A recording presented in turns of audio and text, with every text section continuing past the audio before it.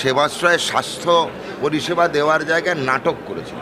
ওই জন্য বলি অভিষেক নেতা নন, উনি অভিনেতা, এখনও করে যাচ্ছে। একটি চোর, ডাকাত, ক্রিমিনাল বলে না, ক্রিমিনাল, তিনি আমাদের আইন প্রণেতা হয়েছেন। ভাবুন, তিনি আবার আইন বানাচ্ছেন, যা আইন লঙ্ঘন করার স্বভাব, তিনি আইন বানাচ্ছেন। ওনার যে সেবাশ্রয় হবে, জনস্বাস্থ্য পরিকল্পনা, সেটাতে চোনা থাকবে না, হতে পারে কখনো? সারা জীবনটাই তো তাই। রন্ধে রন্ধে চুরি, যে কোনো পরিষেবা দিকে চুরি ছাড়া পরিষেবা দেবে আমার মনে হয় না কোনো দিন দিতে পারে। একটিও ডাক্তার ছিল না, যারা ছিল তারা আয়ুষেরও ডিগ্রিধারী নয়, এবং তারা আয়ুষের পড়ুয়া কিছু group D staff, group D general duty assistant, GDA বলা হয়, তাদেরকে স্টেথো গলায় দিয়ে একটু পরিষেবা দিয়েছেন। তবে একটা প্রতিবাদ আছে সাংবাদিকদের কাছে, যখন এই শারদত্ত মুখার্জি আমাদের নির্বাচনের আগে চেঁচিয়ে বলে গেছিল যে এই সেবাশ্রয়টা পুরোপুরি ভণ্ডামি হচ্ছে, কোনো সাংবাদিক কিন্তু শোনেনি।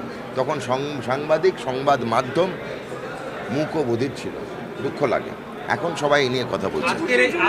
হাইকোর্ট হলফনামা তলব করেছে যে কিভাবে রাস্তা বন্ধ করে দীর্ঘদিন ধরে এই কর্মসূচি হতো। এখন দেখতে পাচ্ছেন যে রাস্তা বন্ধ ছাড়াও কি সুন্দর কর্মসূচি হতে পারে। আজকে রাস্তা বন্ধ ছাড়াও খুব আনন্দেই পবিত্র ঈদ পালন হলো। আজকে একটা ছোট্ট 15 দিনের কাজ মাননীয় মুখ্যমন্ত্রী 15 মাস আটকে রেখেছিলেন, হাইকোর্টে গেছিলেন, সুপ্রিম কোর্টে গেছিলেন, 15-16 কোটি টাকা খরচা করেছেন উকিল এবং সবের পেছনে, কি না মেট্রো রেল হতে দেবে না। তৃণমূল কংগ্রেসের রাজনীতিটা হচ্ছে বঞ্চনা এবং বঞ্চিত রাখার রাজনীতি। ওনার স্বার্থে উনি পশ্চিমবঙ্গের জনগণকে বঞ্চিত রেখেছিলেন। হঠাৎ এখন আমরা যেরকম সত্যান্বেষী, ওরা হচ্ছে স্বার্থান্বেষী।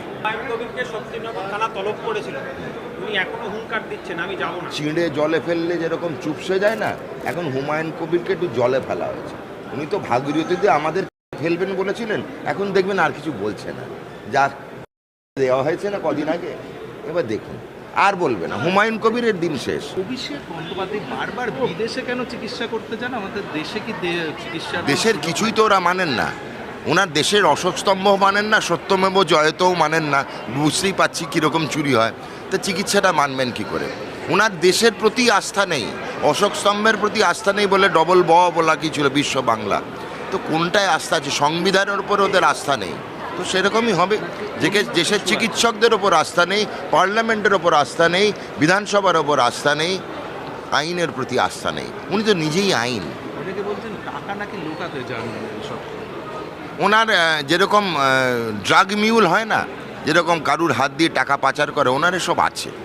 দেখবেন, আগে শুনেছিলাম না ইউক্রেনের বান্ধবী একজন বিধায়ক বলছেন যে হকাররা বড় লোক, হকাররা গরিব নয়, তাই তাদের হকারদের উচ্ছেদ করতে হচ্ছে।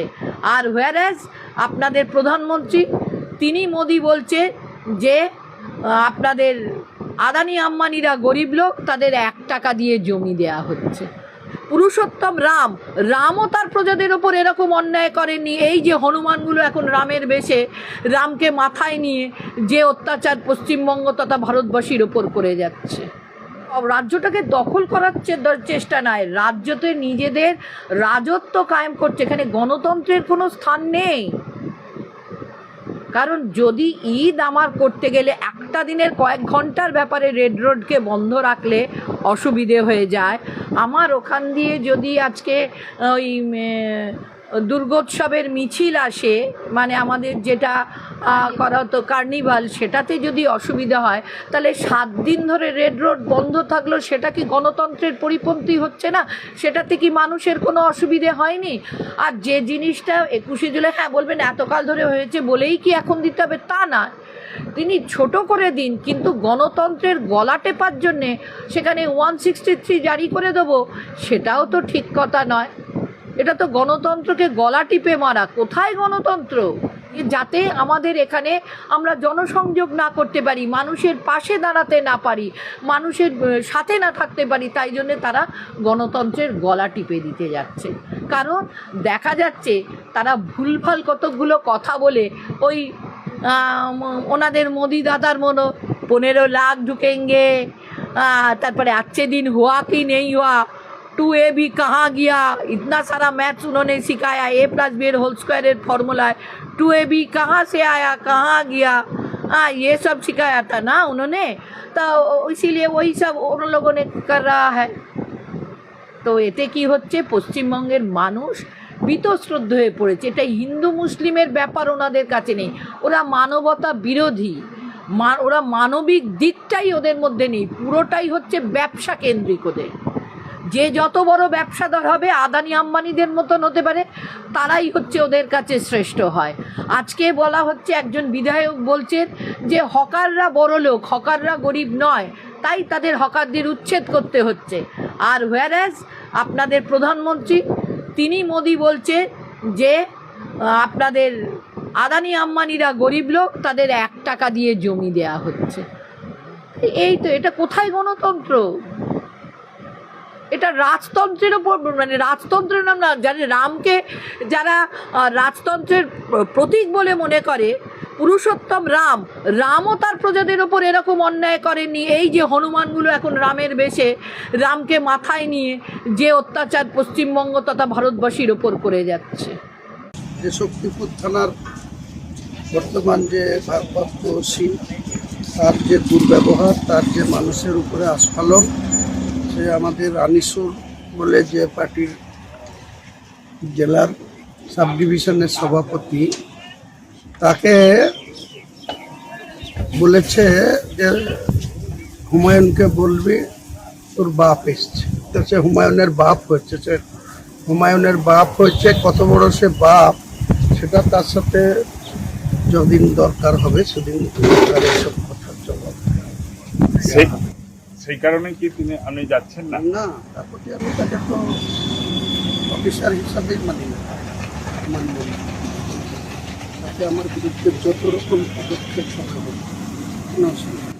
আগামীকাল তো রেজিনগর থানাতে হাজিরা দেওয়ার কথা আছে, কি করবে? রেজিনগর থানায় যাবো, 11:30টায় টাইম হচ্ছে, যাবো রেজিনগর থানায়। রেজিনগর থানার সঙ্গে রেজিনগর থানাও তো দুজনকে গ্রেপ্তার করেছে।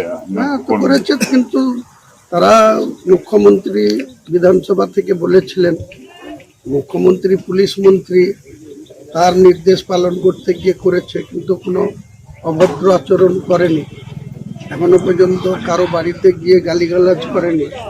কিন্তু একটা পুলিশের ওসি তাকে এত ক্ষমতা দিয়ে রেখেছে, সে আমার বাপ তুলে গাল দিচ্ছে, আমাদের প্রত্যেকটা কর্মীর বাড়িতে গিয়ে গালিগালাজ করছে।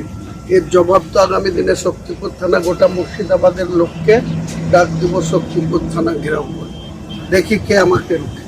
কবে আছে সেটা করবো, কালকের দিনটা যেতে দিন না, কালকের পদক্ষেপটা পূরণ হোক, তারপরে শক্তিপুর থানার সাথে মোকাবেলা করতে পারছি কিনা সেটা দেখি। তিনি শক্তিপুর থানাতে না গেলেও